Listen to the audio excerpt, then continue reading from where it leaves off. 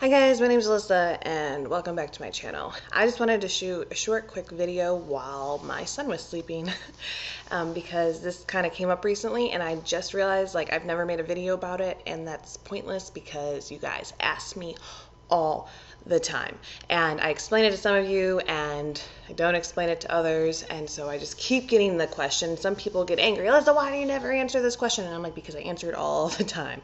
This is the number one question I get all the time. Well, it's like a two-parter. One is, oh my God, I just found out that my sign changed. I am no longer a Leo, I am a Cancer. No way. And then second part is, what is Ophiuchus? What is that? Tell me about it. What are your thoughts on it? In Western tropical astrology, in the Western tropical zodiac that we follow, we do not follow the constellations. The constellations have been shifting. This is true. You don't have to be a scientist to figure out that that probably would happen, but apparently a lot of scientists felt like they should tell everybody that that happened, so to disprove astrology. Thank you, Bill Nye the Science Guy, for knowing absolutely nothing about Western astrology and then telling everybody that you disproved it. In normal debate, you should know about the other person's side before you just start attacking it.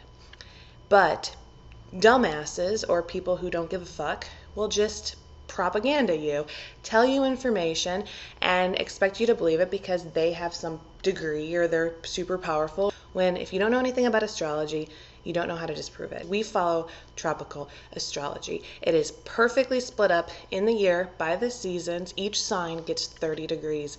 It is a perfect system, okay?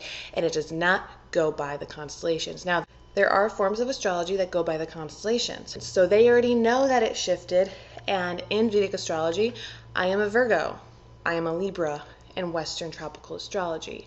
Now, to say that, oh, there can't be different forms of astrological beliefs is like telling you that you can't be Buddhist and you can't be Muslim and you can't be Catholic and you can't be, fucking Jehovah's Witness or Mormon or whatever, because you just can't be. You just can't have that. They're just different forms of astrological interpretation. And the tropical zodiac, for thousands of years, has followed the seasons. And the spring equinox hits between the Pisces and Aries cusp, which totally wraps up the entire thing. So now, yes, there are 13 constellations. There are. And one of the constellations, Ophiuchus, falls in Sagittarius. It's basically takes up the majority of the sign. From November 30th to December 17th, I think it is. And astrologers do use Ophiuchus. And in fact, a lot of Ophiuchus's traits, are certain takeoffs of Sagittarius. Sagittarius is about enlightenment and intelligence, and Ophiuchus is all about scientific data collecting and other things, and it falls in there. And you can read about it, and if you fall on these dates, you might like the way that Ophiuchus sounds for you, because it is a takeoff of Sagittarius. Sagittarius is the stronger version of that. It's been there. Ophiuchus is like a degree or decan that also influences the sign.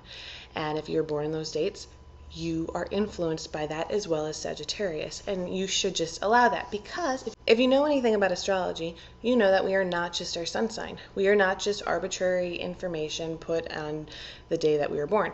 We have exact times. We have an ascendant, we have a moon sign, we have a descendant, we have a midheaven, we have houses, we have Mars signs, we have Venus signs, asteroids that you can use to help describe. There's Chiron, there's degrees, and whatever else that will describe you as a person, because we are all made up of stars. When people do argue astrology, they don't know anything about astrology. That is why all arguments to disprove astrology fall flat, but nobody cares, because when it comes down to it, everyone wants to disprove astrology. And it's sad, because astrology enlightens, it encourages, it helps you, it guides you, it tells you a clear path to your purpose. It describes why your mother acted a certain way. It tells you why your father was a certain way. It explains karma. It does all of these things that everyone is so interested in.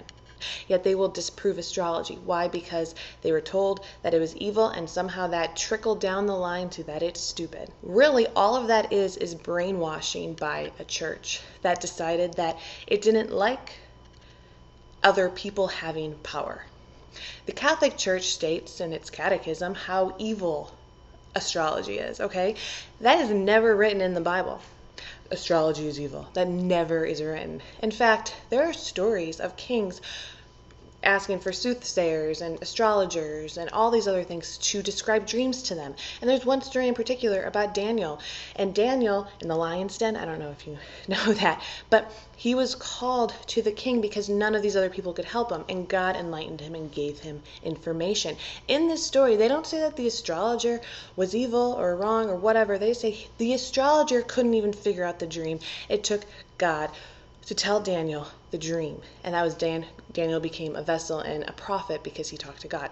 Now, this tells me one thing, that if God created astrology, then he created man, and he can decide what the fuck happens with every one of those things. And that does not disprove astrology. That does not make astrology evil. Astrology came from God. There are a lot of really interesting stories in the Bible that follow numerology, that talk about astrology, and that don't explain it being evil. Why would it change? It's power and it's control, and thinking astrology is stupid and fighting for it, against it point blank, is a part of your closed-minded, brainwashed mental block. And it's okay because you were just born that way.